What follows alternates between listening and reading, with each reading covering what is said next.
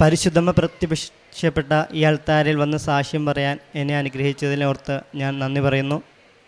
അമ്മയുടെ പ്രത്യേകത സാക്ഷിയാക്കിയതിനും സാക്ഷ്യം പറയാനാണ് ഞാനിവിടെ വന്നിരിക്കുന്നത്. എൻ്റെ പേര് അക്വിൻ ആൻ്റണി. ഞാൻ സെൻറ്റ് മേരീസ് ഫോറേൻ ചർച്ച് ചേർത്തലയിൽ നിന്ന് വരുന്നു. ഞാൻ ഉടമ്പടിയെക്കുറിച്ച് അറിയാനായിട്ട് ഇടവന്നത് ഞാൻ BEd പഠിക്കുന്ന 2022-24 കാലഘട്ടത്തിൽ എൻ്റെ കൂടെ പഠിച്ച കൂട്ടുകാരിൽ നിന്നാണ്. അതുകൂടാതെ തന്നെ എൻ്റെ അമ്മയും ഉടമ്പടി എടുത്തായിരുന്നു.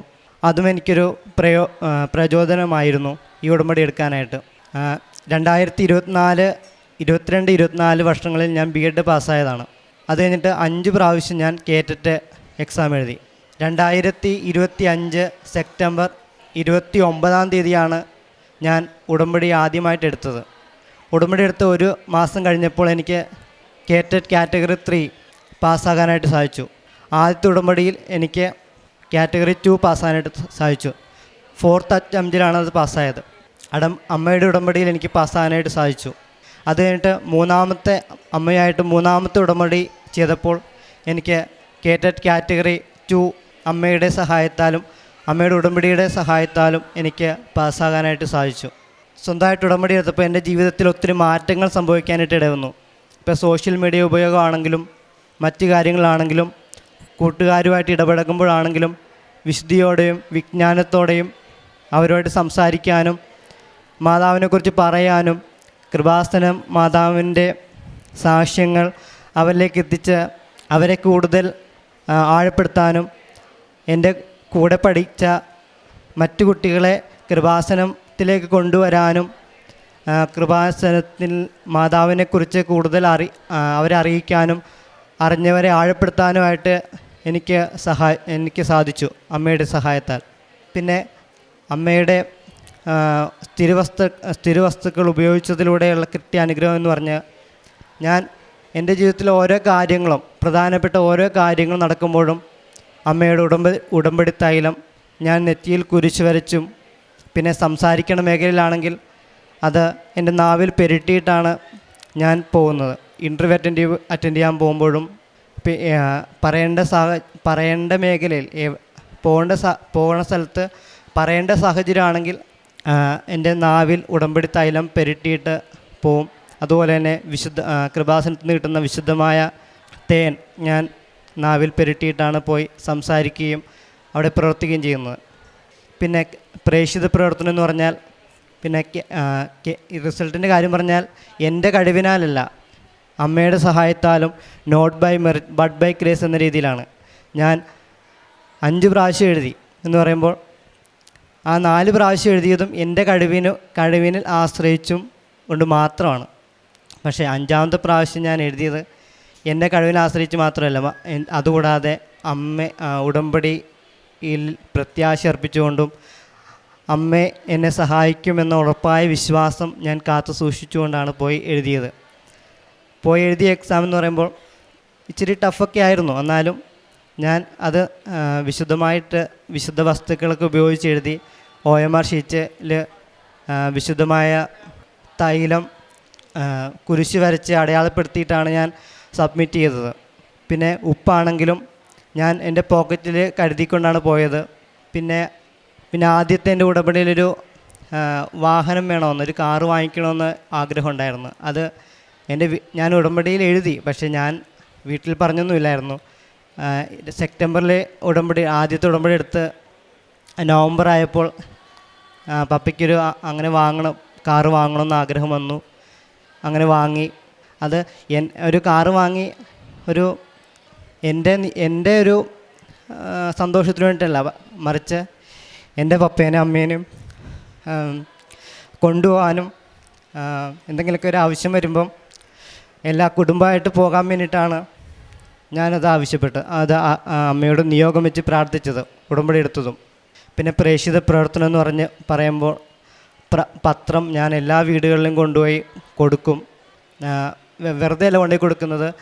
ഓരോ പത്രത്തിലും വിശുദ്ധമായ തൈലം കുരിശ് വരച്ച് ഓരോ പേജിലും ഓരോ പത്രവും മറിച്ച് വിശ്വാസ പ്രമാണം, ഓരോ പത്രം ആദ്യം തൊട്ട് അവസാനം വരെ വിശ്വാസ പ്രമാണം ചൊല്ലി മറിച്ച് പ്രാർത്ഥിച്ച് ഇത് കിട്ടുന്നവർക്ക് അനുഭവപ്പെടണം, മാതാവിനെ അറിയണം, അറിഞ്ഞവർ മാതാവിൽ ആഴപ്പെടണം, അറിയാത്തവർ കൃപാസന മാതാവിനെ അറിയണം എന്നൊരു വിശ്വാസത്തിലും പ്രത്യാശയിലാണ് ഞാനത് എല്ലായിടത്തും കൊണ്ടുപോയി ഓരോ വീടുകളിലും നടന്നു കൊണ്ടുപോയും സൈക്കിളിലും കൊണ്ടുപോയി കൊടുത്തത്. അതിലൂടെ ഒരു വീട്ടിലെ ഒരപ്പനും അമ്മയും ഈശോയിൽ നിന്ന് അകന്ന് ജീവിക്കുമായിരുന്നു. അപ്പോൾ അവരെ ഈശോയിലേക്ക് തിരിച്ചു കൊണ്ടുവരുവാനും കൃപാസന മാതാവിനെക്കുറിച്ച് അവരിൽ ഒരു ബോധ്യം വരുത്താനും എനിക്ക് സാധിച്ചു. പിന്നെ എക്സാമിന് പോയത് ഞാൻ കാശുരൂപം എൻ്റെ കഴുത്തിൽ ധരിച്ചുകൊണ്ടാണ് പോയത്. ആത്മീയ ജീവിതത്തെക്കുറിച്ച് പറയുകയാണെങ്കിൽ ഞാൻ ഡെയിലി കുർബാനയ്ക്ക് പോകും. ആ കുർബാനയിൽ വിശുദ്ധിയോടെയും ശ്രദ്ധയോടെയും പങ്കെടുക്കാനായിട്ട് സാധിക്കുന്നുണ്ട്. അത് ഉടമ്പടി എടുത്തതിലൂടെയാണ് ശ്രദ്ധയോടെയും വിശ്വാസത്തോടെയും പ്രത്യാശയോടെയും കുർബാനയിൽ പങ്കെടുക്കാനായിട്ട് സാധിച്ചത്.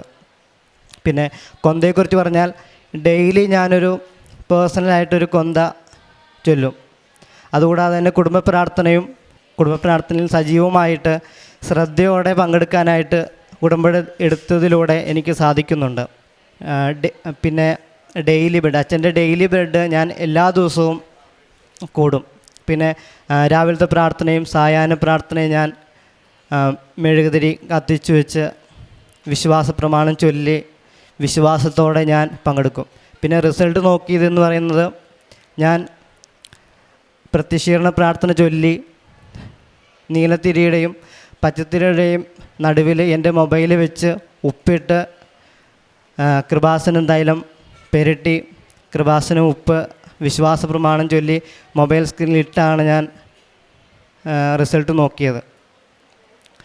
പിന്നെ കിട്ടിയ മാർക്കെന്ന് പറഞ്ഞാൽ ഞാൻ എക്സാം എഴുതാൻ പോകുന്നതിന് മുമ്പ് തന്നെ ഞാൻ കൃപാസന മാതാവിനോട് ചോദിച്ചായിരുന്നു എനിക്ക് 93 മാർക്ക് വേണമെന്ന്. റിസൾട്ട് വന്നപ്പോൾ എനിക്ക് കിട്ടിയ മാർക്കും 93 തന്നെ കിട്ടി. ജയിക്കാനായിട്ട് 92 മതി.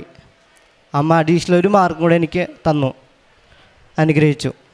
ഇത്രയും അനുഗ്രഹം എൻ്റെ ജീവിതത്തിൽ തന്ന കൃപാസന മാതാവിന് ഒരു കോടി നന്ദി പറഞ്ഞുകൊണ്ട് ഈ ഒരു ഉടമ്പടിയിൽ ഞാൻ ജീവിതകാലം മുഴുവൻ അമ്മയുടെ സാക്ഷിയായി not by merit but by grace എന്ന രീതിയിൽ എൻ്റെ കഴിവിൽ ആശ്രയിക്കാതെ അമ്മയിൽ ആശ്രയിച്ചുകൊണ്ട് ഇനിയുള്ള ജീവിതം നയിക്കാൻ എനിക്കിടവരട്ടെ എന്ന് ഞാൻ പ്രാർത്ഥിക്കുന്നു.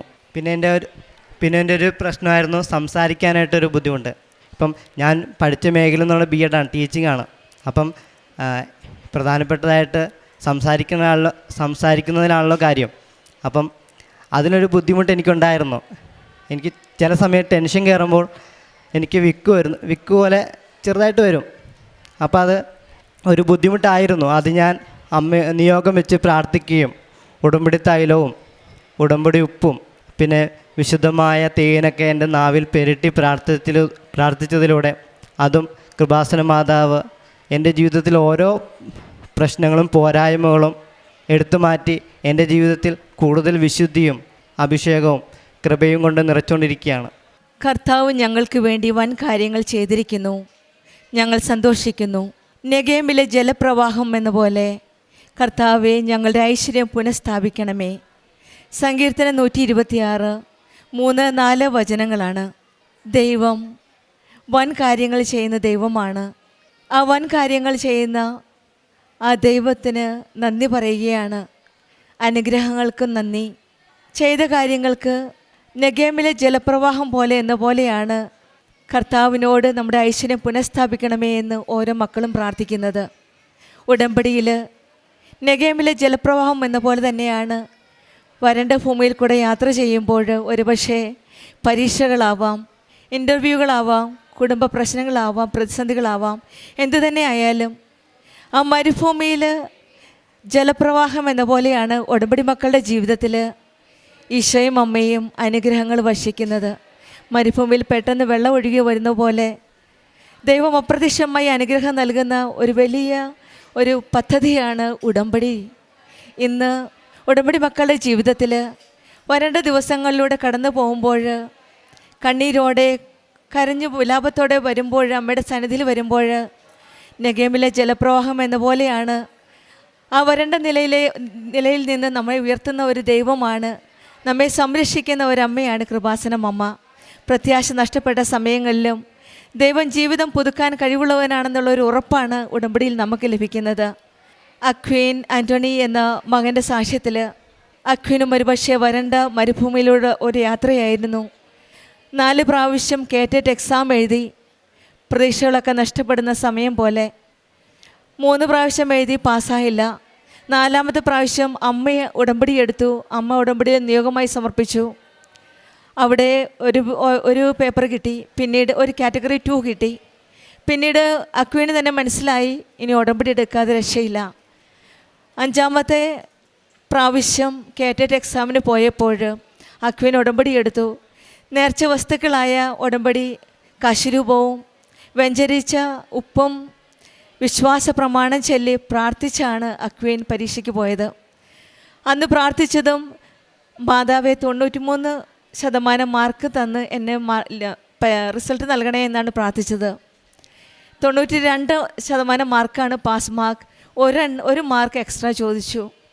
അതുപോലെ തന്നെ ചോദിച്ചതുപോലെ തന്നെയാണ് അക്വീൻ പറയുന്നത്, ഞാൻ ചോദിച്ച പോലെ തന്നെ അമ്മ എനിക്ക് തന്നു. ഞാൻ പ്രാർത്ഥിച്ചത് 93%. ഇത് not by merit but by grace എന്നാണ്. എൻ്റെ മെറിറ്റ് ഉണ്ടായിരുന്നെങ്കിൽ, കാരണം ഞാൻ പല പ്രാവശ്യം 3 പ്രാവശ്യം എഴുതി, എൻ്റെ മെറിറ്റിലാണ് ഞാൻ വിശ്വസിച്ചത്. പക്ഷേങ്കിൽ 5ാമത്തെ പ്രാവശ്യം എഴുതിയപ്പോൾ ഞാൻ ദൈവത്തിൻ്റെ കൃപയിൽ വിശ്വസിച്ച് കേറ്ററ്റ് എക്സാമിന് പോയി എന്നാണ്. അത് പാസ്സായതും not by merit but by grace, ദൈവത്തിൻ്റെ കൃപയാലാണ് എനിക്ക് റിസൾട്ട് കിട്ടി പാസ്സാകാൻ സാധിച്ചു എന്നാണ്. പിന്നീട് ഈ മകൻ പറഞ്ഞത് സംസാരിക്കുവാനുള്ള ബുദ്ധിമുട്ടുണ്ടായിരുന്നു, വിക്ക് പോലെ ഉണ്ടായിരുന്നു. പക്ഷേ ഇന്ന് ഈ തിരുസന്നിധിയിൽ സംസാരിച്ചപ്പോഴും ഒരു കുഴപ്പവുമില്ല. ഈ മകൻ തുടർച്ചയായിട്ട് നിയോഗം വെച്ച് പ്രാർത്ഥിച്ചിരുന്നു. തുടർച്ചയായിട്ട് നേർച്ച വസ്തുവായ തേനും തൈലവും വായിൽ വെച്ച് വിശ്വാസ പ്രമാണം ചൊല്ലി തേൻ ഉൾക്കൊള്ളുകൊണ്ടാണ് ഈ മകന് നല്ല രീതിയിൽ സംസാരിക്കാൻ സാധിക്കുന്നു എന്നാണ് മകൻ സാക്ഷ്യപ്പെടുത്തുന്നത്. വിക്ക് പോലുണ്ടായിരുന്ന ആ സംസാരിക്കാനുള്ള ബുദ്ധിമുട്ട് തടസ്സങ്ങളെല്ലാം മാറ്റി, പോരായ്മകളെല്ലാം മാറ്റിത്തന്ന ദൈവത്തിന് നന്ദി പറയുന്നു എന്നാണ് അക്വീൻ ആൻ്റണി പറയുന്നത്. വാഹനം വലിയൊരു ആഗ്രഹമായിരുന്നു. പക്ഷെങ്കിൽ ആഗ്രഹിച്ചു, നിയോഗത്തിൽ സമർപ്പിച്ചു. പക്ഷെങ്കിൽ നടക്കുമെന്ന് തോന്നിയില്ല. പക്ഷെങ്കിൽ 1 മാസം കഴിഞ്ഞപ്പോൾ തന്നെ ഇത്രയും നാളും ആഗ്രഹിക്കാത്ത സ്വന്തം അച്ഛൻ ഒരു വാഹനം വാങ്ങിക്കുവാനായിട്ട് ആഗ്രഹിക്കുകയും പെട്ടെന്ന് തന്നെ 1 മാസത്തിനുള്ളിൽ, അത് ഈ മകൻ പറയുന്നത് അമ്മ മാതാവിൻ്റെ ഒരു ഇടപെടലിലൂടെയാണ് വാഹനം വാങ്ങിക്കുവാൻ സാധിച്ചു എന്നാണ്. ഇവിടെയെല്ലാം ഈ മകന് ഉടമ്പടിയിൽ വന്നതിന് ശേഷം ഓരോ കാര്യത്തിലും ഈശോയോടും അമ്മയോടും ചേർന്ന് നിൽക്കുന്നതായിട്ടാണ്. അത് തന്നെയല്ല, കാരുണ്യ പ്രവർത്തികളും ആത്മീയ ജീവിതവും പ്രേക്ഷിത പ്രവർത്തനവും എല്ലാം സ്വന്തം അനുഗ്രഹം ലഭിച്ച അനുഗ്രഹങ്ങൾ മറച്ചു വയ്ക്കാതെ മറ്റുള്ളവരോട് പറഞ്ഞു കൊടുത്തുകൊണ്ടാണ് പ്രേക്ഷിത പ്രവർത്തനമായ കൃപാസനം പത്രം മറ്റുള്ളവർക്ക് കൊടുത്തത്.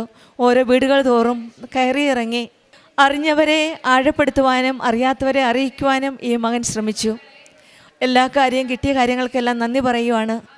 ആത്മീയ ജീവിതത്തിലും ഒട്ടും മുടക്കാതെ എല്ലാ കാര്യത്തിലും കുർബാനയും കുമ്പസാരവും ജപമാലയും അച്ഛന ധ്യാനങ്ങളും എല്ലാം നല്ല റെഗുലറായിട്ട് തന്നെ, നല്ല ഡിസിപ്ലിനായിട്ട് തന്നെ ഉടമ്പടി നിബന്ധനകളനുസരിച്ച് പാലിച്ചു.